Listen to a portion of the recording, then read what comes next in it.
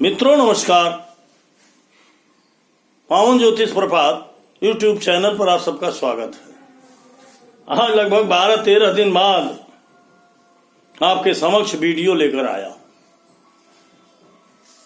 आज का टाइटल है केपी सिग्निफिकेटर्स का प्रयोग कब और कैसे किया जाए। When and how to use KP significators। जी हाँ मित्रों, कई मित्रों ने कमेंट किया था, बहुत से मित्रों ने कंसल्टेशन के दौरान भी अपनी जिज्ञासा व्यक्त किया था कि पावन जी या गुरु जी या सर, आप सिग्निफिकेटर के बारे में और थोड़ा क्लियरिफिकेशन दीजिए। कभी आप कहते हो सबलाड का सिग्निफिकेटर्स देखते हैं आप, और कभी लार्ड का सिग्निफिकेटर्स देखते हैं। ये चीज कभी कभी कंफ्यूज कर देती है। मुझे भी लगा कि इस पे अपना स्पष्ट विचार रखना चाहिए ताकि आप लोगों को सही समझ आ सके। आगे बढ़ने से पहले आप सबसे अनुरोध है कि अगर मेरे चैनल को अब तक सब्सक्राइब नहीं किए हैं तो नीचे का सब्सक्राइब बटन दबाकर, लाल बटन दबाकर सब्सक्राइब कीजिए। बगल में जो बेल की आइकन आता है, चिन्ह आता है, सिंबल आता है, उसे जरूर पुश कर दीजिए और ऑल पर क्लिक कर दीजिए ताकि प्रत्येक वीडियो तत्काल आप तक पहुंच जाए। वीडियो को मित्रों तक जरूर शेयर करिए, कम से कम 5 मित्रों को जरूर शेयर करिए। वीडियो पसंद आवे तो लाइक जरूर कीजिए। वीडियो को आज से अंत तक पूरा देखिए। मित्रों, केपी ज्योतिष के 2 पक्ष, 2 पहलू अब तक आपके समझ में आए होंगे। बार बार आप सुनते हैं, जानते हैं, आपको पता है कि केपी 4 स्टेप थ्योरी, 4 स्टेप में 2 स्टेप होता है ग्रह का या लॉर्ड का या स्वामी का, और 2 स्टेप होता है उसके उपनक्षत्र स्वामी।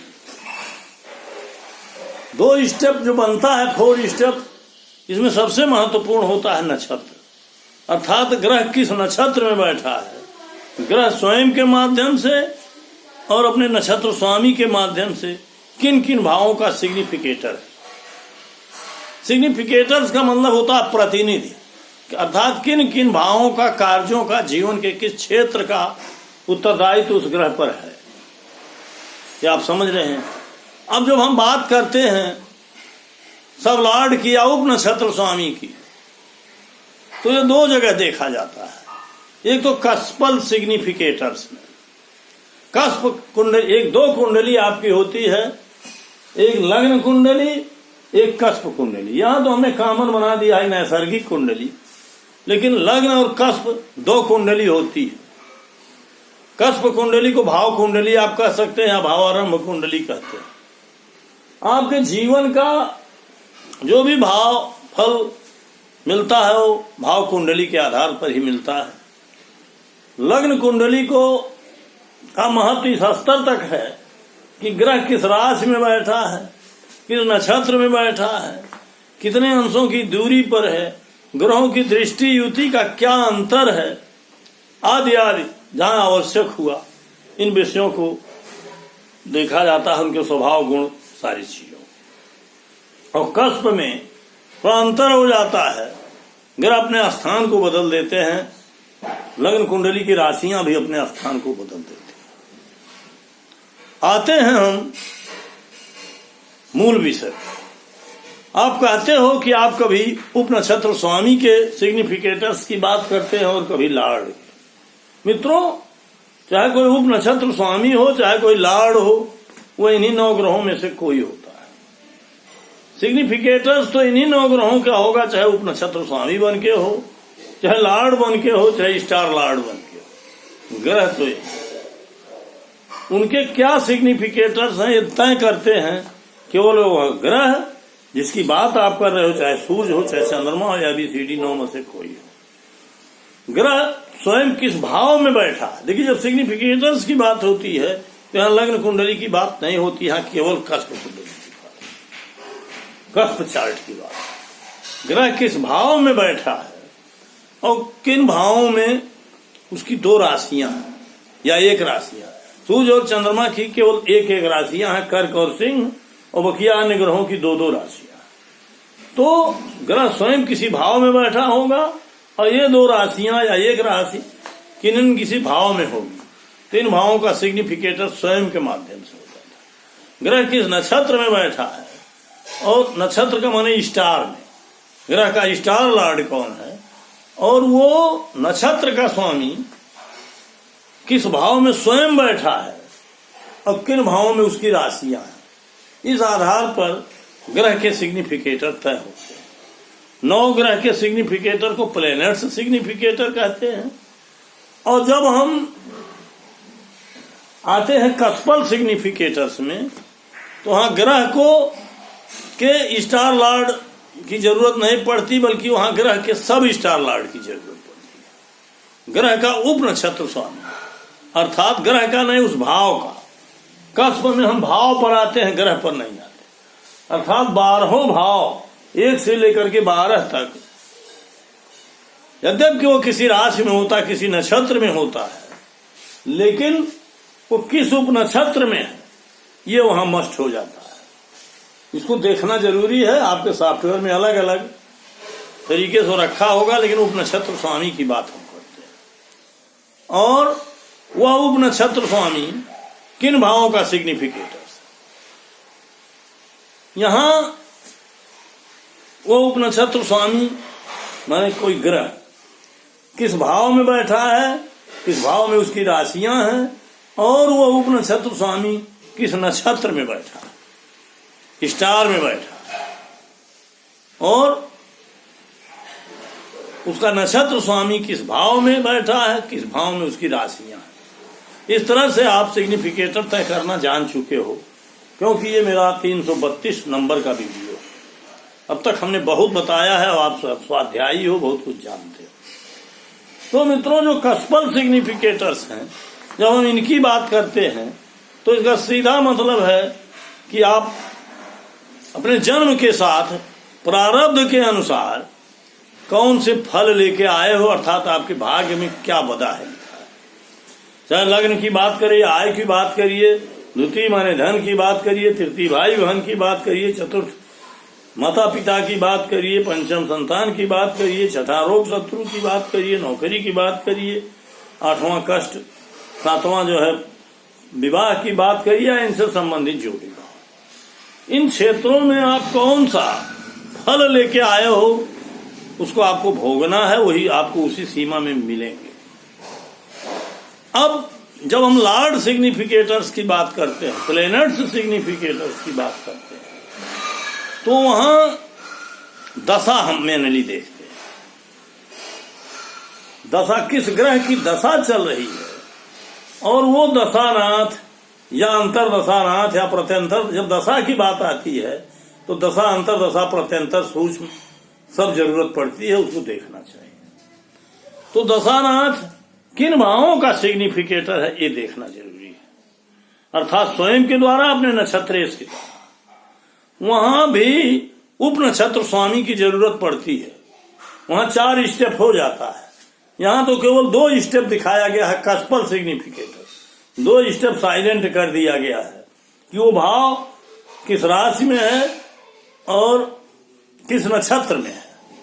ये 2 स्टेप महत्वपूर्ण नहीं है। कस्पल सिग्निफिकेटर्स में केवल कस्पल सब लॉर्ड को देखा जाता है और उसके सिग्निफिकेटर्स को देखें। अब आप समझ गए होंगे कि कस्पल सिग्निफिकेटर मतलब कस्प कुंडली या भाग्य कुंडली या आप जीवन में क्या लेके आए हो प्रारब्ध के रूप में, उसको पढ़ने के लिए, जानने के लिए वो केवल कस्पल सिग्निफिकेटर्स हम देखते हैं, और वहां ग्रह का नहीं बल्कि भाव, किन किन भावों का कौन का सब लॉर्ड क्या क्या फल बता रहा है, इस क्षेत्र में आपको कौन सा फल मिलेगा। और जब हम महादशा, अंतरदशा, प्रत्यंतर दशा की नाथ की बात करते हैं तो वहां हम प्लेनेटरी सिग्निफिकेटर्स की बात करते हैं। तो वो ग्रह, कोई दशा नाथ होगा, कोई ग्रह होगा, वो किन भावों का कार्य ऐसा सिग्निफिकेटर है, अर्थात प्रतिनिधि है, अर्थात कौन कौन से भाव उसके दायित्व में, उत्तरदायित्व में मिले हैं, इन किन भावों का कार्य इसको करना है। इस पे ये चीजें, अब अगर ग्रह और उसका नक्षत्र स्वामी किन भावों को दे रहा है सिग्निफिकेटर के रूप में, तो वो किन भावों का बहुतायत से फल मिलेगा, आपके वांछित मनोनुकूल भावों का कि निगेटिव भावों का, उसके लिए ग्रह का भी उपनक्षत्र स्वामी देखना जरूरी हो जाता है। और ग्रह का उपनक्षत्र स्वामी किन किन भावों को दे रहा है, अब दोनों का कंपेरिजन आपको करना है।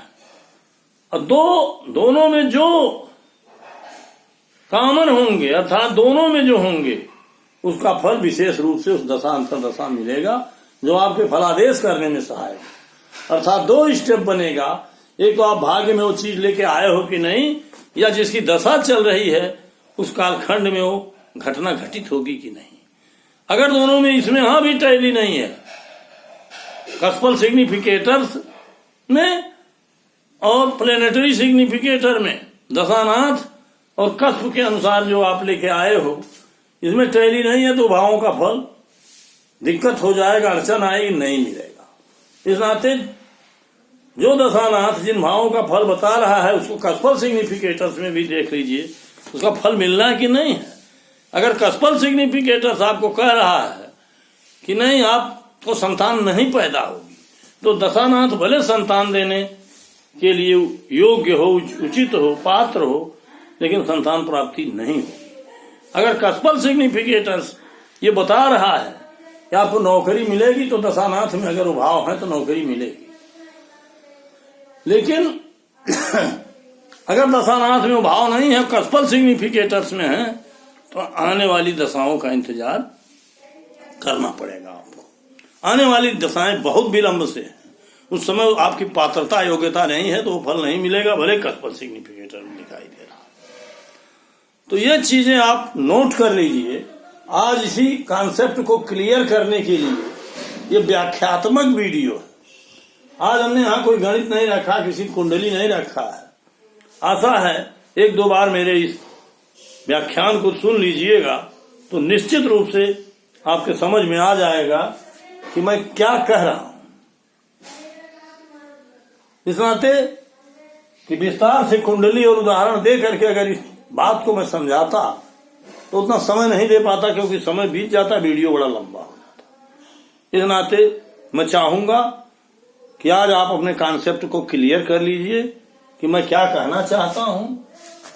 इसमें हमने नोटिंग किया है कि 5-4 चीजों का हमारे आपके मनोनुकूल कार्यों को सफल बनाने वाले ग्रहों को शुभ अन्यथा अशुभ माना जाता है। आप अब तक जो अपने गिलास में भरे हो, गिलास को खाली कर दीजिए, क्योंकि भरे हुए गिलास में कुछ आप डाल नहीं सकते। अब तक आपके दिमाग में ये धारणा रही है कि कोई ग्रह बाई नेचर शुभ है, कोई ग्रह बाई नेचर अशुभ है, और उसी के अनुसार आप ज्यादातर फलों में विश्वास करते आए हो। लेकिन केपी सिस्टम में हमारे कार्य को जो बनावे ग्रह 9 हैं, सूर्य से लेकर के राहु केतु तक, हमारे केपी सिस्टम में सब बराबर है। सिग्निफिकेटर्स के आधार पर वो हमारे लिए शुभ है का शुभ है, हमारी कुंडली विशेष के लिए ये तय होता है। हमने कई बार उदाहरण दिया है कि एक ही समय में 2 लोगों को अलग अलग फल क्यों मिलते हैं। एक के घर खुशी है, एक के घर उसी क्षण मातम है। एक मुकदमा जीत रहा है, दूसरा प्रतिपक्षी जो है हार रहा है।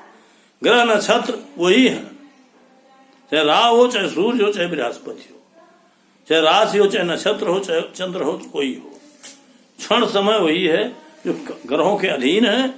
और वही ग्रह किसी को हरा रहा, किसी जीता रहा, किसी को पास कर रहा, किसी फेल कर रहा है, किसी के घर अर्थी निकल रही, किसी घर सहनाई बज रही है।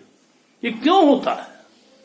क्योंकि स्वभाव से अगर कोई शुभ अशुभ होता, तब इतना कैसे होता कि कई क्षण में दोनों लोगों के 2 विपरीत प्रभाव क्यों मिल रहे हैं। इस नाते सब सामान्य है, जो आपकी कुंडली के अनुसार आपके अनुकूल कार्यों को करे वो हम आपके लिए शुभ, और जो न करे वह अशुभ कहलाता है। मुख्य रूप से जानिए। और करे कैसे न कहे, इसका निर्धारण, इसका निर्णय सिग्निफिकेटर के आधार पर होता है। सिग्निफिकेटर आप जान चुके हो।